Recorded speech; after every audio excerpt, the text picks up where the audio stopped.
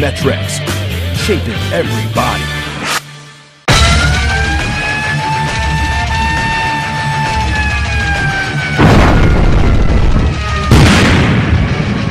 This is Dave Palumbo with RxMuscle.com in the Iron Asylum with Joe Palumbo. We're here at the end of the 19-week body transformation that Joe just finished. We're going to be doing a little chest training here at Bev Francis Powerhouse Gym in Syosset, New York. Welcome back, Joe. Hey, guys. How you doing? How are you, Dave? Well, the first video we did with you was so popular, we had to get you back again for a second one, and this time we're going to be banging out a little chest. Talk to us a little bit about this body transformation you're involved in, because it was originally meant to be a 16-week challenge, and I understand it got extended to 19 weeks. Yeah, well, what happened is, again, I was trying out all these products that we're putting out from Infinite Lab, and I wanted to put them to a trial, like I was saying the first video that we did. But during this whole transformation period, I had a family crisis with one of my kids that had to be hospitalized for 4 weeks. Yeah, it's one of those things, when you have kids. It's just shit happens, exactly. But so I had to deal with that. Family comes first. So with that, the good things about bodybuilding and training is that it disciplines you to handle the amount of stress that sometimes you're under. And that was my scapegoat, is to go to the gym and take it out on the weights. Where some people might just they find different ways to deal with it. Well, a lot of those ways are really bad for your system. So you deal with stress by working out, basically. Go in there and take it out on the weights. I mean, that's the healthiest way, and being disciplined keeps you on the right mind, right frame of mind to deal with the problems. Now, Joe, after all these years of training, which I think we went through last time, how many years have you been in the gym? 30? Close to 30, yeah. You're still banging away, at the flat bench here. A lot of guys give that up. How can you have kept that in your routine all along? Well, what you see on the video, what I usually train, I include everything. So I don't never do the same thing twice. I'm constantly switching around.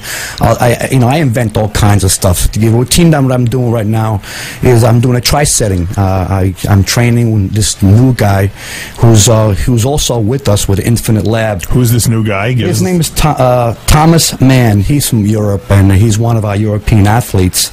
He's right now he's one of our New York sales rep, and he's also a part owner of the Nutramac down in Europe, which is our sister company for Infinite Lab. So gotcha. He's doing a Muscle Mania with all natural, which Muscle Mania is like a very it's one of those up and coming federation down in Europe, and so it's a European federation, not the Muscle Mania we know here. Yes, it is. It's all connected. They're all connected. Who's Wick? He's trained in the Muscle Mania Gold in the past, the Natural Olympia Golds at Muscle Mania in the past. So he deals with strictly shows in Europe that deal with Muscle Mania, and he's up here right now. So he wanted some training tips. So I put him through a routine. And since he's also using the Infinite Lab products to assist his goal, he's also doing a transformation. With my guidance and my training, with my training tips, we're gonna make him a champion. That's what's you make these products work. Then so right now I'm putting him to a routine where I said, just follow me around, and if you got the guts and if you really want this, just do what I do.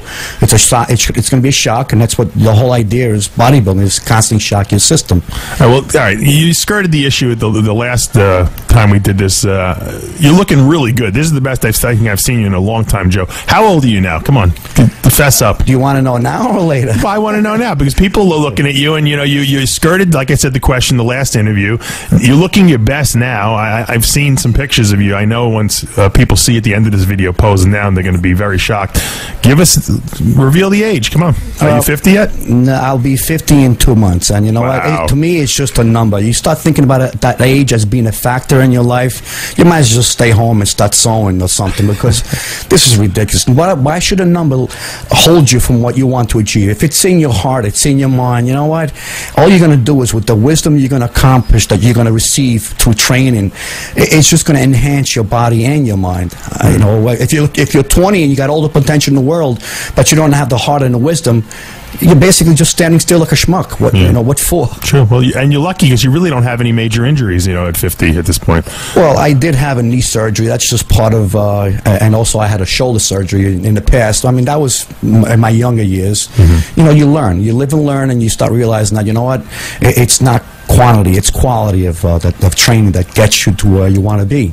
Now, this tri-set you're doing here, is this something you would normally do in the off-season, or is this something because you're still, in that cut-up mode where you're looking to just, squeeze off that little last bit of body fat? Yeah, I'm seasonal. If I'm dieting down for something, I include a lot more exercises with, to generate more fat-burning process. And so I'm putting this kid through it to make him understand that this is how we train here in America. It's no holds barred. We're out here. We're going to kick ass, and we're going to go for the goal. And the tri-setting, I'm sure that the Europeans are not up to our standards of training yet.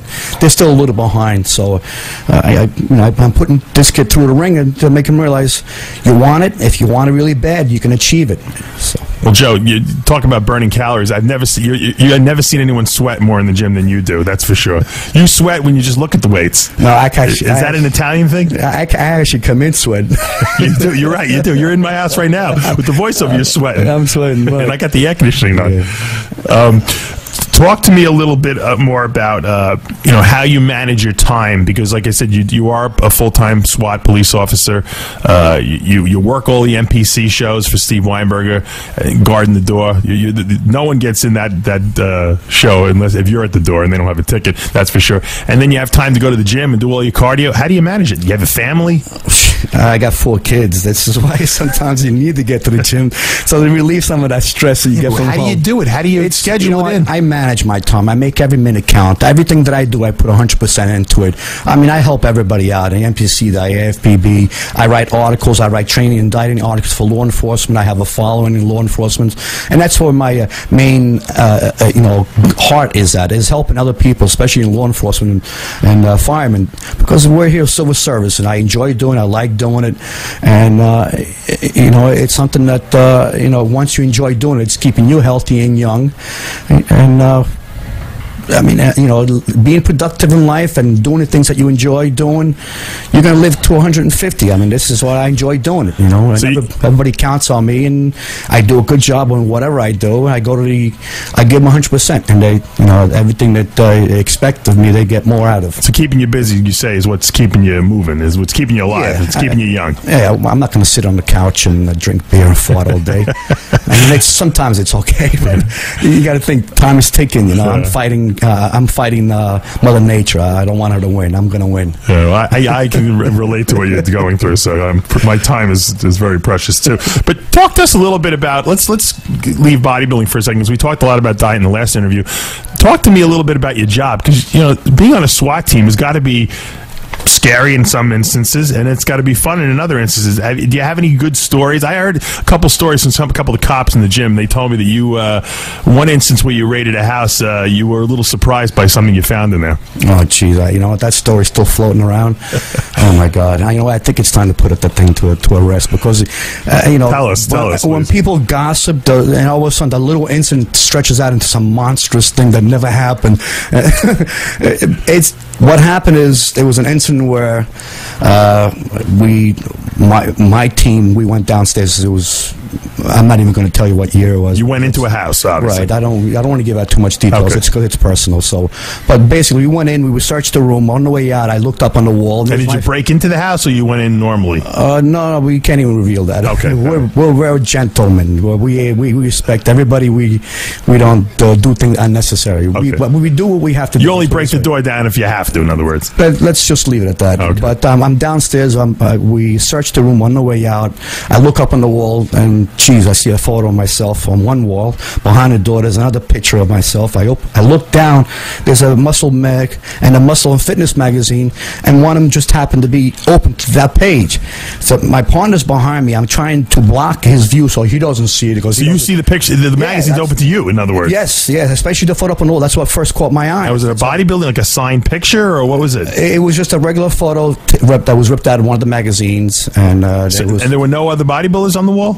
It's just me. Just you. And I was a little freaked out by that because I was the only one. It was me up in his room, and that was his bedroom. While the subject was upstairs, right, and he was already under restraint. Did you ask the guy afterwards what the hell he had your picture on the wall for? Well, I didn't. I didn't want to deal with the issue. But on the way out, I had to block the view. I would be curious. I would be curious. Yeah, I blocked the view of my partner because he wants to. He got suspicious. He turns around and sees my picture up on the wall. He starts cracking up, and now of course, he's got to tell everybody. They all start coming in like it's a big ordeal. What's going on? What's going on? They look busting your balls. Yeah, right. Now you know what? You can just imagine what happened afterwards. And you know what's funny about it? Because once the guy found out about the guy we had in custody, he goes, "Oh, gee, can I get his autograph? I'll tell you anything you want." Oh my God! But, so he was like a fanatical fan of yours, huh? He was, I don't want to say a stalker, but he just said, "Oh, I know you from you're one of our here that live in our neighborhood." So because the guy wasn't gay, was he? No. He was married. He's just one of those fans that he just like the hometown guy, but I just I'm sure you see it all out there in the field. Yeah, and that was just one of the stories that I floated around. It got bigger and bigger, and all kinds of stuff developed. And a lot of these guys are washerwomen. They're going to add to it. So there was nothing. If anybody still hears that story, it's not true. Whatever it is, this is the truth. This is what happened. What did the story become? Well, it was obviously twisted. Because some of the pages were sticking together, that kind of stuff. They were breaking your balls. Yeah, it was more like joking and breaking my balls type. Like they vouched the evidence, meaning they took the book with the magazine. They did. No. That's what they were saying. That's not what really happened. Okay. They were just spreading those rumors just to bust my balls. The kidding around type of thing. Gotcha. But that's the end of the story.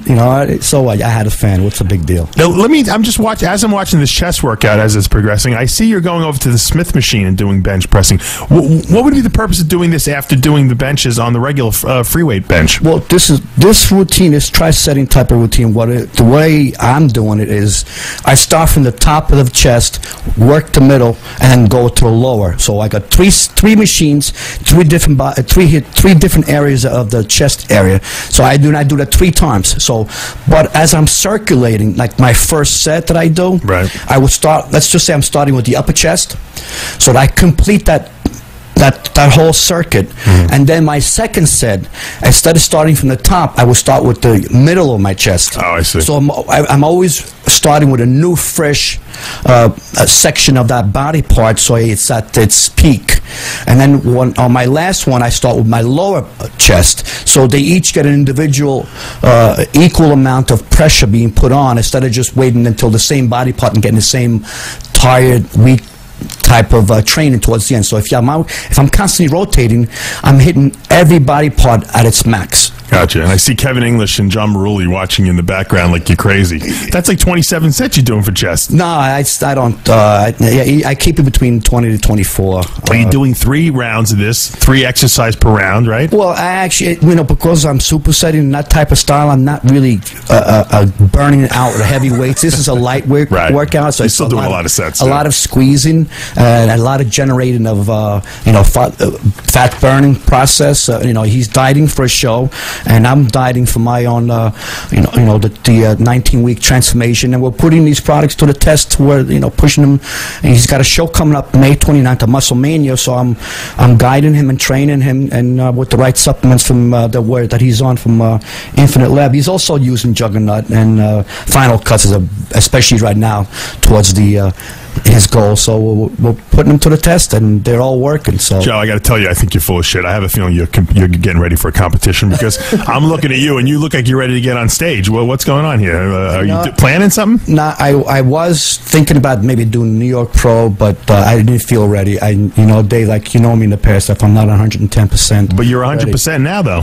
There's nothing around right now, and I have to go back to work. Oh, so you wouldn't consider doing Tampa or something like that? No, because my job comes first right now. I mean, I love bodybuilding, I love to train, but unfortunately, it wasn't the right time. And if I didn't have that episode with the family crisis at home, I would have had the time and the weeks that I could have done. I could have done the New York Pro. I mean, I've it's one of those things that you learn from mistakes. I've done shows in the past that that was stupid and I wasn't ready. Now I don't want that ever to happen again. Right. I want to be ready, especially at my age. It's like, come on, it's a lot of this is dedication, determination, and if I didn't actually show it on stage, what do how far can you really push that dedication, determination? You want to be at your best, and so. Well, after all these years, almost 30 years of training, you're going to be 50 in 2 months. I think that you get the right now to say whatever you want to the listeners, the viewers out there. A lot of people, wondering, they want some wisdom from you, Joe. Do you have anything that you could tell people to maybe help them in their achieving all their goals, at least physique-wise? Well, listen, if anybody who has any goal, whether it's football, hockey, bodybuilding, powerlifting, if you have that ambition, you have that drive in you, go for it. Don't listen to any idiots around you. Don't listen to the negative talk. If you really want it, you can go get it. You can achieve anything you want. You just got to spend the time and be consistent. On a smaller scale, just to give you a small example, I just finished training this girl called, her name is Sherry Wynn. She just won the NPC Muscle Mayhem, and at the Chad Nichols show down in Kansas City. Right? She came to me 6 weeks prior to our show. Somebody else was training her. They dumped her, and she came, begging. And I put her. So I looked at her. I said, "Okay, let me look. Tell me the way you're eating, the way you're training." So I had to rearrange everything around. But I know that I could see it in that in her face and I could feel it in her heart that she had the drive. She had the potential. All I did is rearranged her diet around and her training, and I put her on some of the same supplements that I take, especially the Final Cuts. And 6 weeks later, she transformed her body from a loser to a winner. She won the whole overall. Yeah, and we have the results up at rxmuscle.com. You can check it out under the Muscle Mayhem show. What's her name? Sherry Wynn? Yeah. So people like that have the dedication, I go out of my way to help them out. Like I said, I write articles and all that kind of stuff, Dave. And I love doing this. I dedicate a lot of my time to help out a lot of people. And Dave, you do the same thing too. Maybe it's just the Palumbo thing, yeah. That we like to help out people. Because I'm a strong believer in what comes around goes around. I try to be nice and I try to be honest with everybody. I tell them the truth. Some people don't want to hear the truth. There's a lot of whiners and cry babies out there. A lot of jealous people, of course. Of course. So, you stay away from those negative people. Stay with the positive people. If you got that goal, go after it. Don't listen to anybody else unless they got some kind of wisdom. They don't, you just go for your goal. So you think people make the mistake of listening to negative people and they wind up just counteracting anything good that they're trying to do? Of course. Look at this. My whole entire life when I was competing, I've always looked at people that I wanted this honest answer on how I looked for the show. It was like, if I didn't have somebody that I really trusted, I'd go out of my way looking for somebody in the gym that really hated me, and I would ask for his opinion. I said, "Hey, what do you think? How do I look?" Because your friends, they want to be your friends. They like you, so they're not gonna really look at the little details. The guy who hates you, he's gonna go out of his way to look and nitpick little things, and that's the guy you want to know, that you want to hear results from. Very good wisdom from a very wise man. Joe, you look great. Congratulations on your body transformation. Keep us updated. Thank you, Dave. Guys, stay safe out there. For now, we're out of time. I'm Dave Palumbo with Joe Palumbo in the Iron Asylum.